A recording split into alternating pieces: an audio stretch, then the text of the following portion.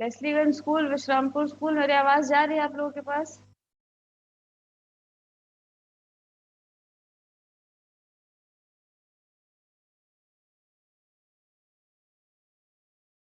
Okay, सो आज हम लोग एक पोएम पढ़ेंगे। पोएम का नाम है अमांडा।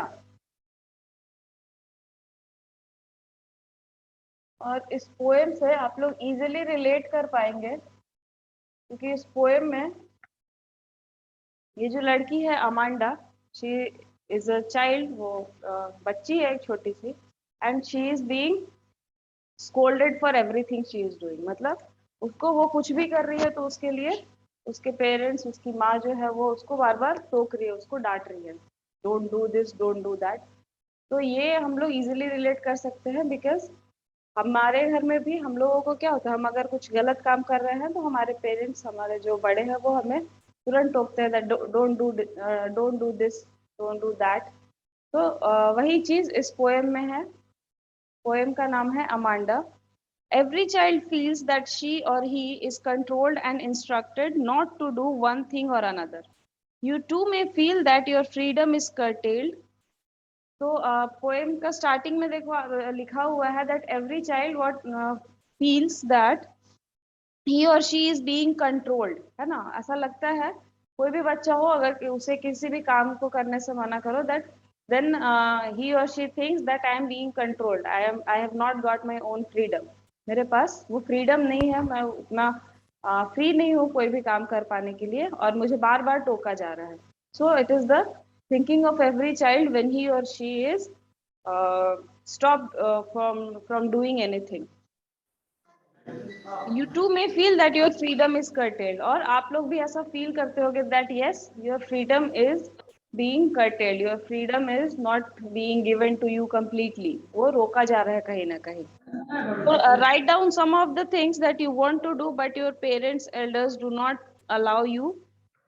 तो आप लोग एक क्वेश्चन है that बुक में भी दिया हुआ है that you have to write some things कि आप लोग ऐसा क्या करना चाहे जो आपके पेरेंट्स ने मना किया, that don't don't do this, don't do that. तो आप लोग कोई इसके बारे में कुछ बोलना चाहेगा?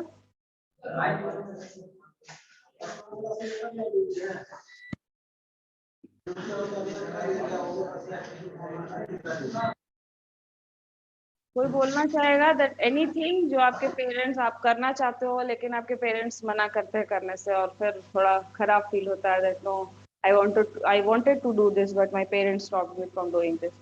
तो ये चीज कोई बताना चाहेगा दैट यस, आप लोग क्या ऐसा करना चाहते थे जो पेरेंट्स आपको करने से मना किए?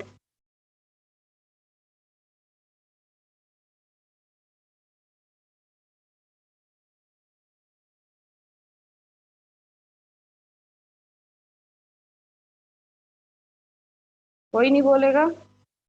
Okay, so let's start the poem.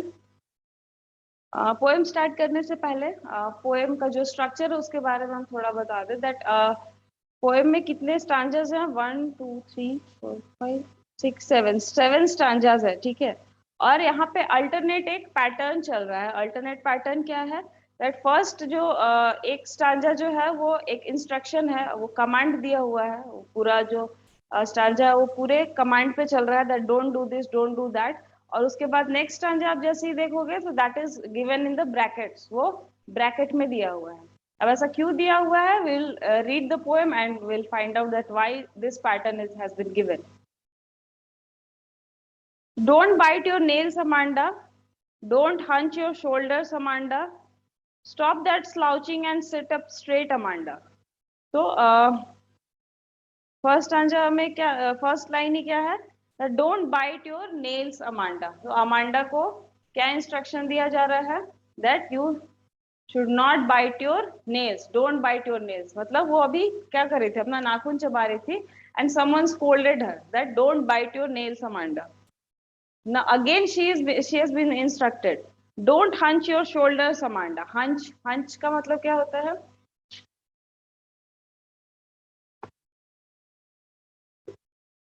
hunch hunch का मतलब होता है कुबड़।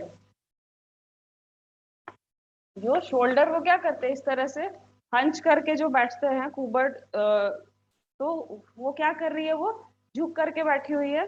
And she has been instructed that don't hunch your shoulders, stop that slouching and sit up straight. फिर क्या इंस्ट्रक्ट किया गया, स्टॉप दैट स्लाउचिंग। स्लाउचिंग का मतलब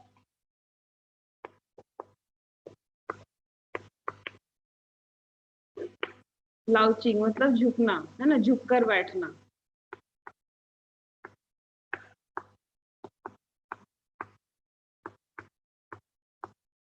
तो अमांडा क्या कर रही है, वो झुक करके बैठी हुई है, और उसकी जो माँ है वो उसको इंस्ट्रक्ट करती है, उसको मना करती है, डांटती है। क्या बोलती है, that stop that slouching and sit up straight, मतलब उस तरह से झुक कर बैठना बंद करो, एंड सिट अप स्ट्रेट मतलब सीधा होकर बैठो। ये नेक्स्ट स्टांजा अब जैसे ही देखोगे वो क्या है, विद इन ब्रैकेट्स है ना। फर्स्ट स्टांजा जो है वो स्टार्ट हुआ don't don't don't do this, don't do that, ये सारे कमांड से। नेक्स्ट स्टांजा जो है वो विद इन ब्रैकेट्स है, उसमें क्या है, there is a languid emerald sea where the sole inhabitant is me, a mermaid drifting blissfully. तो ये जो लाइंस है, ये लाइन कौन बोल रहा है, फर्स्ट वाला जो स्टांजा था उसके स्पीकर कौन था, अमांडाज मदर। और जो नेक्स्ट स्टांजा है, सेकंड स्टांजा, उसका स्पीकर कौन है, कौन ये सारी बातें बोल रहा है, कोई बताएगा। There is a languid emerald sea where the sole inhabitant is me, a mermaid drifting blissfully. कोई बताएगा सेकंड स्टांजा का स्पीकर कौन है।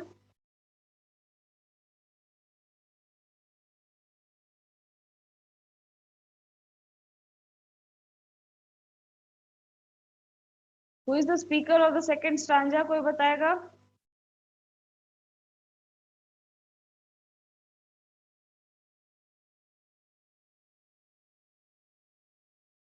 Okay, so the speaker of the second stanza is Amanda.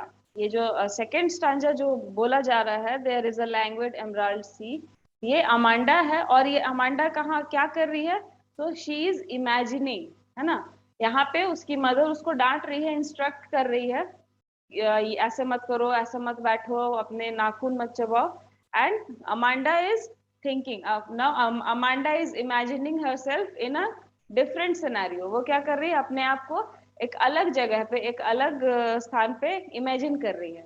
अब ये क्या, कौन सी जगह है, there is a languid emerald सी, मतलब एक समुद्र के किनारे ठंडे पानी का एक समुद्र है, जहाँ पे ये अपने आप को इमेजिन कर रही है। And what is, she is not Amanda there, she is, क्या बोलती है, where the sole inhabitant is me, और वहां पे सोल, सोल मतलब SOLE, सोल मतलब इकलौता,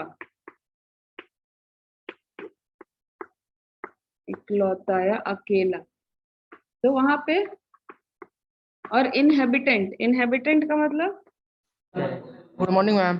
गुड मॉर्निंग। इनहेबिटेंट का मतलब क्या होता है,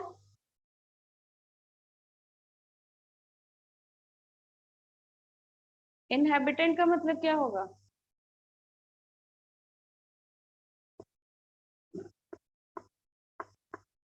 जीव या प्राणी। ठीक है, तो जब उसकी मदर, जब अमांडा की माँ उसे डांट रही है, उसे इंस्ट्रक्ट कर रही है that you should not do this, तो वो क्या कर रही है, अपने आप को एक अलग जगह पे इमेजिन कर रही है।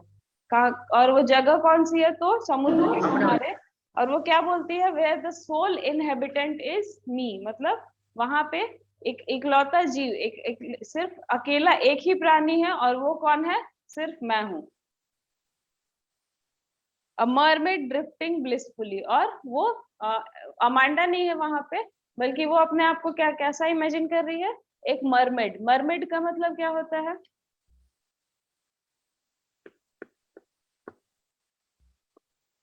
मरमेड का मतलब क्या होता है, कोई बताएगा, मरमेड। परी। हाँ, जल परी। जल परी, वेरी गुड। देखा आप लोगों ने जल परी। नहीं देखे हैं। अच्छा, जल परी मतलब रियल में एग्जिस्ट करते हैं या फिर ये इमेजिनरी चीज है? इमेजिनरी चीज है, हाँ। तो वो क्या कैसे इमेजिन कर रही है अपने आप को अमांडा, कि हम अमांडा नहीं है वहां पे, बल्कि क्या है, एक मरमेड है, जो कि एक समुद्र में चुपचाप से, शांति से, अकेले वहां पे क्या कर रहे हैं, ड्रिफ्ट कर रहे हैं, मतलब तैर रहे हैं, इधर उधर घूम रहे हैं। अब फिर आते हैं हम लोग थर्ड स्टांजा में। Did you finish your homework Amanda? Did you tidy your room Amanda? I thought I told you to clean your shoes Amanda. तो अमांडा क्या कर रही है, अपनी इमेजिनरी दुनिया में है, एक अलग इमेजिन कर रही है, अपना एक अलग दुनिया बना रही है, और उसी उसी टाइम उसकी माँ फिर उसको टोकती है। क्या बोलती है? Did you finish your homework? क्या तुमने अपना होमवर्क कंप्लीट किया? Did you tidy your room Amanda? क्या तुमने अपना रूम साफ किया? And I thought I told you to clean your shoes Amanda. फिर क्या बोलती है उसकी माँ, कि मुझे लगता है मैंने तुम्हें बोला था दैट आप तुम अपना शूज क्लीन कर लो, अपने जूते साफ कर लो। और फिर नेक्स्ट स्टैंजा में हम लोग आते हैं, तो ये जैसे ही इंस्ट्रक्शन मिला, अब अमांडा का इमेजिनेशन एक अलग अलग इमेजिन कुछ करने लगी। आई am an orphan. Next imagination क्या है उसका? आई एम एन ऑर्फन। ऑर्फन का मतलब,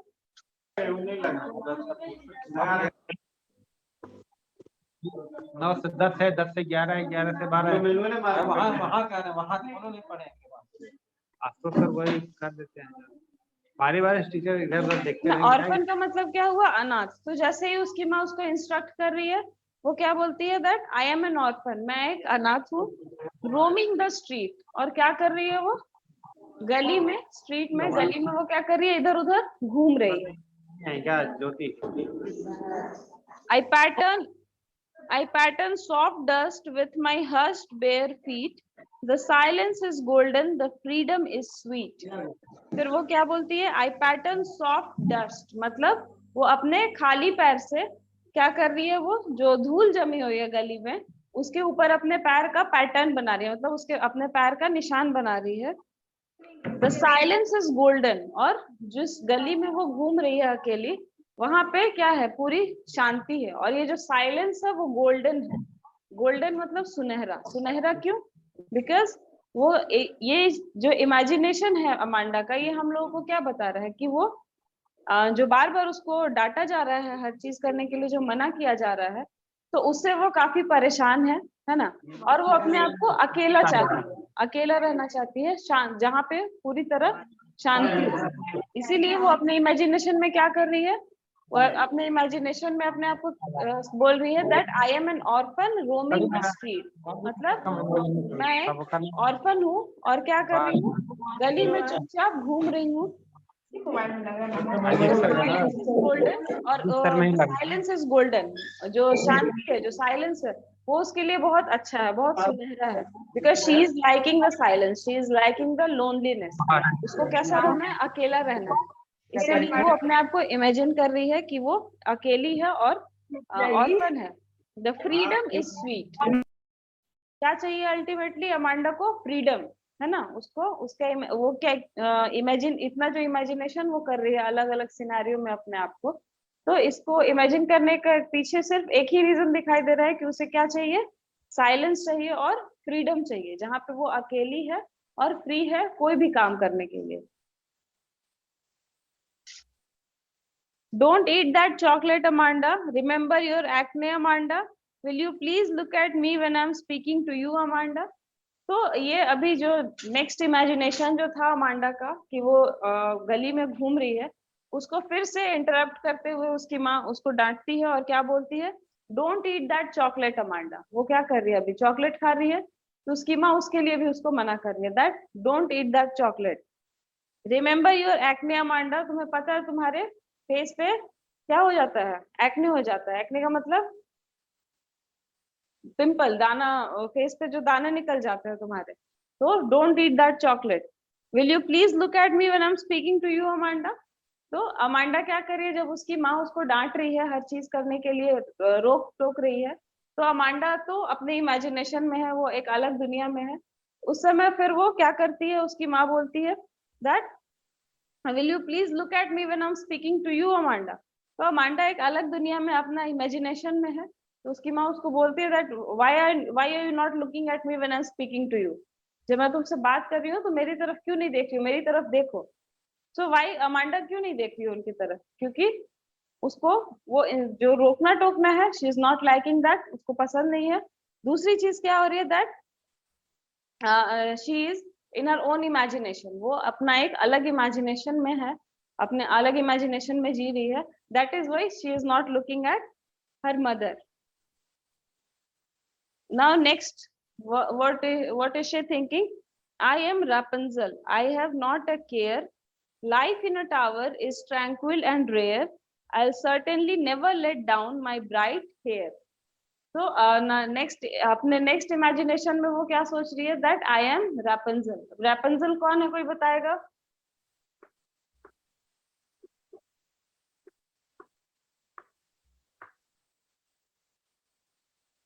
रैपंजल कौन है? Does anyone know about रैपंजल?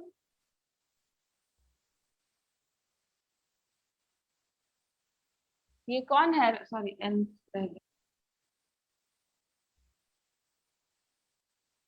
रैपंजल कौन है, कोई बताएगा?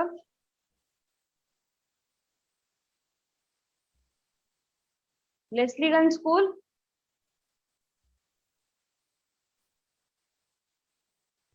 नहीं पता है मैम। नहीं पता है? ओके, तो एक स्टोरी है, रैपंजल एक कैरेक्टर है, इमेजिनरी कैरेक्टर है ऑब्वियसली। और एक स्टोरी है कि रैपंजल जो है वो एक प्रिंसेस रहती है, और उसको एक बदमाश औरत, बूढ़ी औरत जो रहती है, वो उसको एक टावर में कैद करके रखती है, मतलब एक मीनार में उसको कैद करके रखती है हमेशा। और उसके आसपास कुछ भी नहीं था, और पूरे जंगल में एकांत में एक टावर था, वहां पे रैपंजल अकेली रहती थी। और रैपंजल का जो बाल था वो बहुत लंबा था, है ना, उसके बाल बहुत लंबे थे। तो एक बार क्या होता है दैट उसको बचाने के लिए जो प्रिंस आता है, वो उसके बाल, जब अपना बाल टावर से नीचे गिराती है और उसके बाल पे चढ़ के फिर वो प्रिंस ऊपर आता है और रैपंजल को वहां से बचा करके लेकर जाता है। तो ये है स्टोरी रैपंजल का। तो अमांडा अपने आप को अब क्या इमेजिन कर रही है दैट आई एम रैपंजल, मैं कौन हूँ? रैपंजल हूँ। क्यों रैपंजल है? क्योंकि रैपंजल को टावर में बंद करके रखा गया था और वो वहां अकेली रह रही थी। तो अमांडा भी बिल्कुल उसी तरह रहना चाहती है, वो वही चाहती है कि वो क्या करे, एक अकेले जगह पे, एकांत जगह पे शांति से वो रहे। तो वो इमेजिन कर रही है that I am Rapunzel, I have not a care, और मेरा केयर करने वाला मेरे पास वहां पे कोई नहीं है। I am living alone in a tower, life in a tower is tranquil and rare, I will certainly never let down my bright hair. और वो क्या बोलती है दैट वहां पे टावर में जो लाइफ है, जो अकेला जो लाइफ है, वो उसके लिए बहुत अच्छा है, बहुत शांति भरा है। And I will certainly never let down my bright hair. और वो क्या बोलती है कि और अगर मैं वहां पे रहती, टावर में बंद रहती रैपंजल की तरह, तो मैं कभी भी अपने बाल नीचे नहीं करती। क्यों नीचे नहीं करती? क्योंकि जब रैपंजल ने अपने बाल टावर से नीचे किए थे तो क्या हुआ था, प्रिंस उसके बाल से ऊपर चढ़ करके उसको बचाने आता है। So she does not want to go anywhere, उसको पसंद है वहां पे रहना, अकेला रहना। That is why she is saying कि वो क्या करती, वो कभी भी अपने बालों को नीचे नहीं करती कि उस पे कोई चढ़ के आए और उसको वहां से निकाल करके लेके जाए। she wants the life in a tower, alone life in a tower। Stop that sulking at once, Amanda, you are always so moody, Amanda। तो ये सारी इमेजिनेशन चल रही है अमांडा के दिमाग में। एंड नाउ उसकी मदर फिर से इंटरप्ट करती है, वो उसको फिर से डांटती है that stop that sulking at once, Amanda. और क्या बोलती है दैट इस तरह से गुस्सा करके, इस तरह से मुंह फुला करके मत बैठो। You are always so moody, Amanda. क्या बोलते हैं दैट तुम हमेशा मूडी रहती हो, हमेशा चिड़चिड़ी गुस्से में रहती हो। Anyone would think that I nagged at you, Amanda. और उसकी माँ बोलती है इस तरह से मुंह बना करके बैठी रहोगी तो किसी को भी लगेगा कि मैंने तुम्हें डांटा है। So that is what she is doing. उसकी मदर उसको डांट ही रही है, और वो क्या बोलती है दैट इस तरह से मत बैठो, इस तरह से मुंह फुला के मत बैठो, क्योंकि सबको क्या लगेगा दैट मैंने तुम्हें डांटा है। So this is the poem about Amanda. अब इसमें पोएम में जो पैटर्न है आप लोगों को बताया था पहले ही कि एक पैटर्न फॉलो हो रहा है। फर्स्ट जो स्टार्टिंग का जो स्टांजा है वो एक कमांड है, इंस्ट्रक्शन है, एम्फेटिक सेंटेंस है। इनफैक्ट एम्फेटिक सेंटेंसेस से स्टार्ट हो रहा है और एंड भी एम्फेटिक सेंटेंस से ही हो रहा है। और फिर उसके बाद हम लोग क्या देखते हैं कि नेक्स्ट जो उसके बाद एक अल्टरनेट पैटर्न चल रहा है कि एक एक स्टांजा क्या है, विद इन ब्रैकेट्स, ब्रैकेट में दिया हुआ है ना।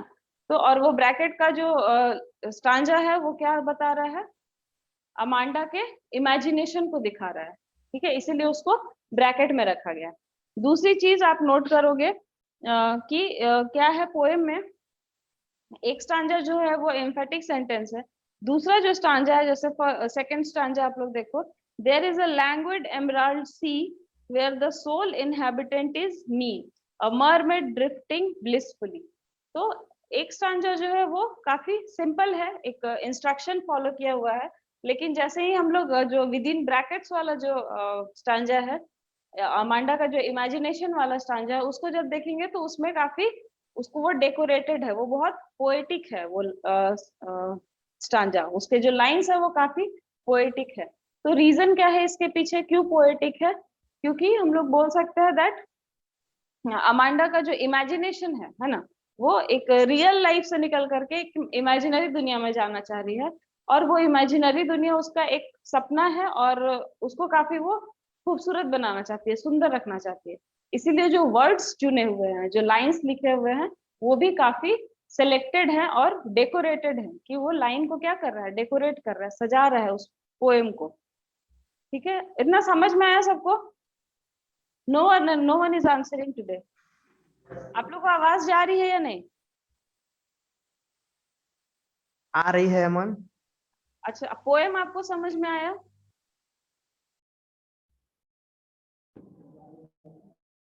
थोड़ा थोड़ा।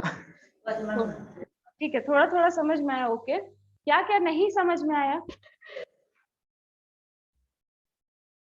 आपने लेट ज्वाइन किया या फिर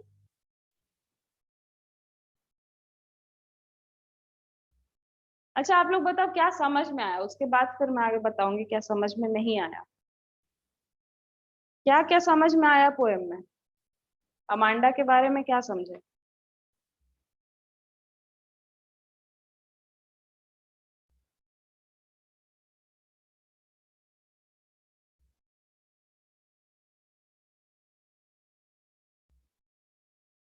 चलो बताओ, तभी तो पता चलेगा क्या समझ में आया क्या नहीं समझ आया। आप लोग आंसर नहीं करोगे तो फिर तो हम पढ़ा करके चले जाएंगे बेटा।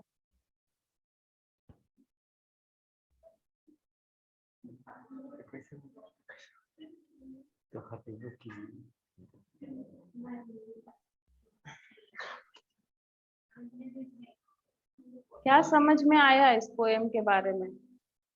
मैम एक बार फिर से शॉर्ट में समझा दीजिए ना। शॉर्ट में फिर से समझा दें? चलो ठीक है, हम समझा देते हैं। लेकिन कुछ कुछ क्वेश्चंस पूछते रहेंगे, हम आंसर करोगे तभी समझ में आएगा। सबसे पहले ये अमांडा जो है ये क्या है, एक लड़की है, ठीक है, उसी के बारे में ये कविता है, पोएम है। और इसमें हम लोग देखेंगे इसमें दो लोग हैं, ठीक है, पोएम में सिर्फ दो लोग हैं, दो कैरेक्टर हैं। एक अमांडा है पहली, और दूसरी उसकी माँ है ना, उसकी मदर है। और ये दोनों क्या कर रहे हैं, तो अमांडा की माँ जो है वो क्या कर रही है, और अमांडा को हर काम करने से रोक टोक रही है, मतलब वो कुछ भी कर रही है तो उसको टोक रही है। जैसे वो बैठी भी हुई है अगर, और वो झुक के बैठी हुई है, तो उसकी माँ उसको बोल रही है कि सीधा बैठो, अपने नाखून मत चबाओ, अपना होमवर्क कंप्लीट करो, अपना रूम साफ करो। तो ये लगातार उसकी माँ उसको इंस्ट्रक्शन देते जा रही है, लगातार उसको डांट रही है किसी भी काम को करने से। और इसी बीच में अमांडा क्या कर रही है, उसको ये सारी चीजें पसंद नहीं है ना, उसकी माँ जो उसको बार बार रोक टोक रही है तो वो उसको पसंद नहीं है, और वो वहां से भाग भी नहीं सकती, निकल के जा भी नहीं सकती कहीं। तो वो क्या कर रही है, इन सब से अपनी माँ के डांट से बचने के लिए, उसको ध्यान नहीं देने के लिए, वो अपने आप को अलग अलग जगह पर इमेजिन कर रही है। ठीक है, सबसे पहले वो अपने आप को कहाँ इमेजिन करती है, एक समुद्र पे, है ना, एक समुद्र के किनारे जहाँ पे वो क्या बनी हुई है अभी,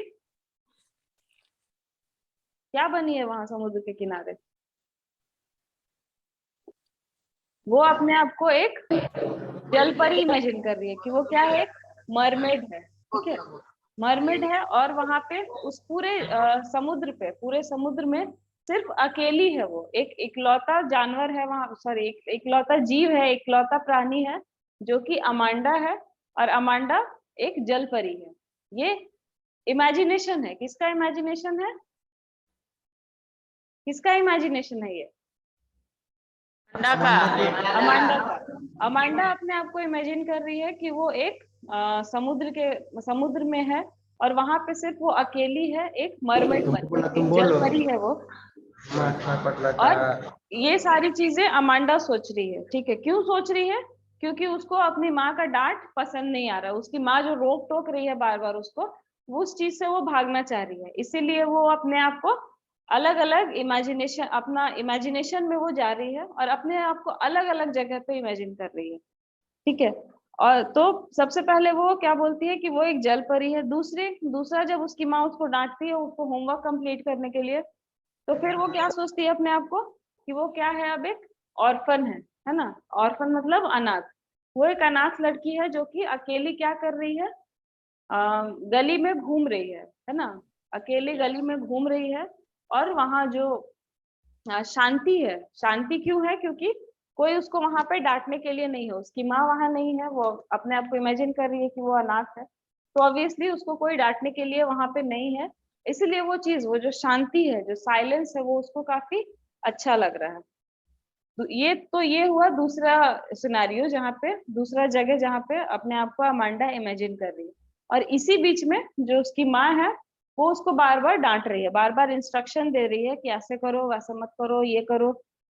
और फिर थर्ड में तीसरा क्या इमेजिनेशन है उसका, वो अपने आप को क्या इमेजिन कर रही है कि वो रैपुंज़ल है।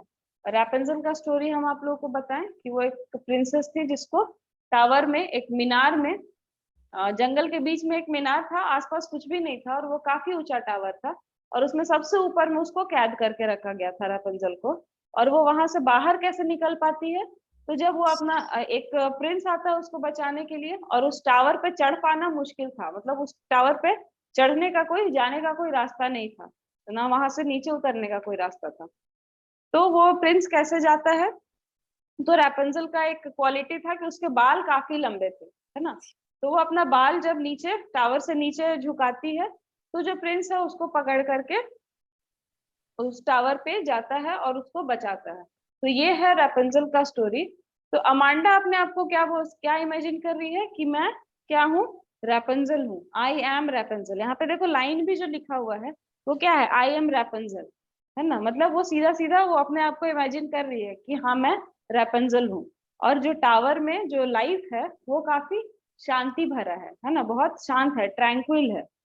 और इतना शांति है कि मैं कभी भी वहां से अपने बाल नीचे नहीं झुकाऊंगी, क्योंकि उसको वहां से कभी भी, रैपुंज़ल को तो वहां से बाहर निकलना था, बट अमांडा को वहां से कभी भी बाहर नहीं निकलना। तो ये सब जो अमांडा सोच रही है, ये वो इमेजिनेशन में है ना, वो इमेजिन कर रही है और उस इमेजिनेशन को जी रही है, मतलब वो ऐसा फील कर रही है that yes I am there, I am a mermaid, I am Rapunzel, I am an orphan. वो सीधा सीधा क्या बोलती है, I am I am a mermaid, मतलब मैं एक जलपरी हूँ।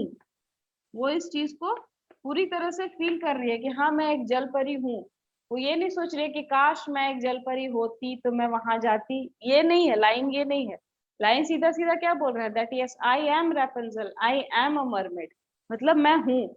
वो उस इमेजिनेशन को, उस इमेजिनेशन वाले जगह पे वो कंप्लीटली पहुंच चुकी है वहां पे, और उस लाइफ को वो जीने का कोशिश कर रही है, उस लाइफ को वो फील करने का कोशिश कर रही है।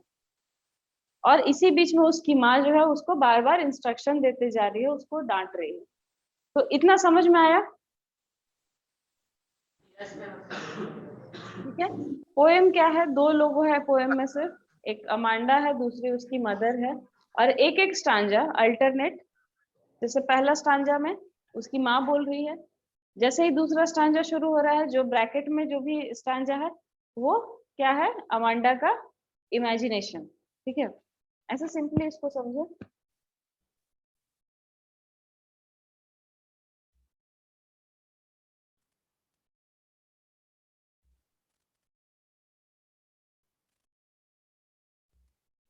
इस there are two characters in the poem.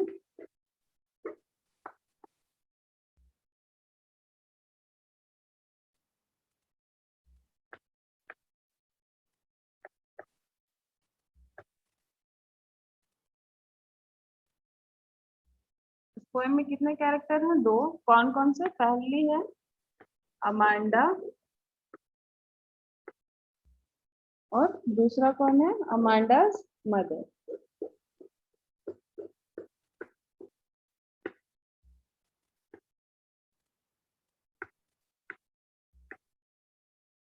अमांडा's mother, ठीक है, दो कैरेक्टर हैं। तो अमांडा का काम क्या है इस पोएम में कि वो इमेजिनेशन में जी रही है, वो सिर्फ चीजों को इमेजिन कर रही है, और अमांडा की मदर उसको हर एक बात के लिए क्या कर रही है, रोक टोक रही है, बार बार मना कर रही है कि ऐसा मत करो, वैसा मत करो। तो ये यही है पोएम, पूरे पोएम में। दूसरा हम लोग ये भी बोल सकते हैं, जैसे हमने एक चैप्टर पढ़ा था इसके पहले एन फ्रैंक के बारे में।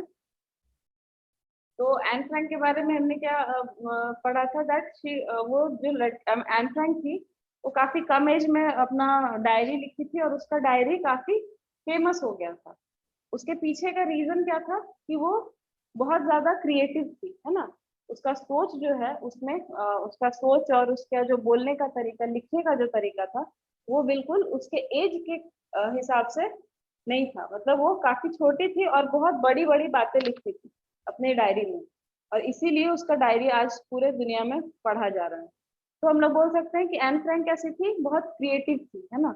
उसको मतलब उसमें टैलेंट था, एक क्रिएटिवनेस था उसमें बहुत ज्यादा, इमेजिनेशन भी उसका बहुत स्ट्रांग था। तो अमांडा भी, और एन फ्रैंक क्या है कि वो एक रियल घटना पर आधारित है, रियल स्टोरी है एन फ्रैंक का।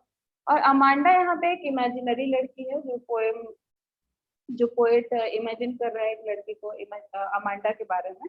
और अमांडा के बारे में जो क्वालिटीज बताई जा रही हैं वो एन फ्रैंक से बहुत ज्यादा मिल रही है ना। हम लोग कंपेयर कर सकते हैं इन दोनों को, क्योंकि एन फ्रैंक भी एक छोटी बच्ची थी और अपने जो उसका कला था लिखने का, उससे वो इतनी फेमस हो पाई। और ये जो अमांडा है, इसका भी एक, हम लोग क्या बोल सकते हैं, एक टैलेंट है कि वो हर एक चीज को क्या कर पा रही है, हर एक अलग अलग चीजों को इमेजिन कर पा रही है। और सिर्फ इमेजिन ही नहीं कर रही है, उस चीज में उस चीज में वो इतनी खोई हुई है कि वो उस चीज को जी रही है, वो चीज उसको फील कर रही है, उस लाइफ को। तो ये एक कंपैरिजन हम लोग अमांडा और एन फ्रैंक के बीच में कर सकते हैं। ठीक है, पोएम अब समझ में आया सबको?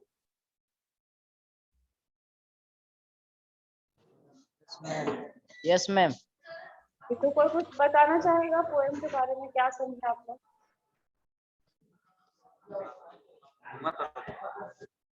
क्या है पोएम में?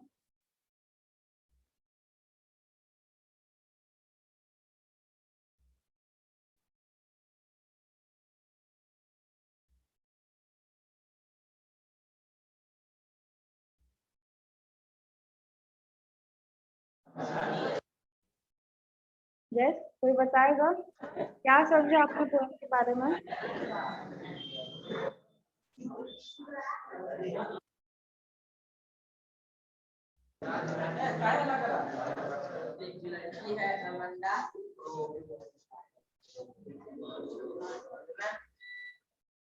क्या समझे पोएम के बारे में, कोई बताओ।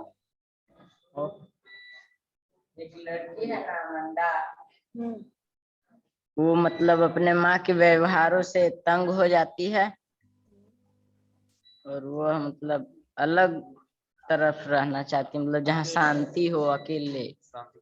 वो अकेले रहना, इसीलिए वो क्या कर रही है,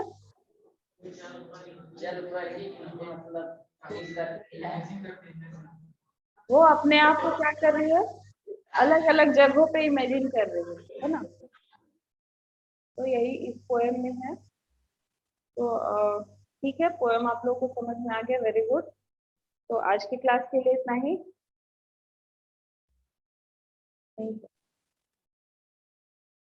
thank you ma'am. Thank you ma'am. Thank you ma'am.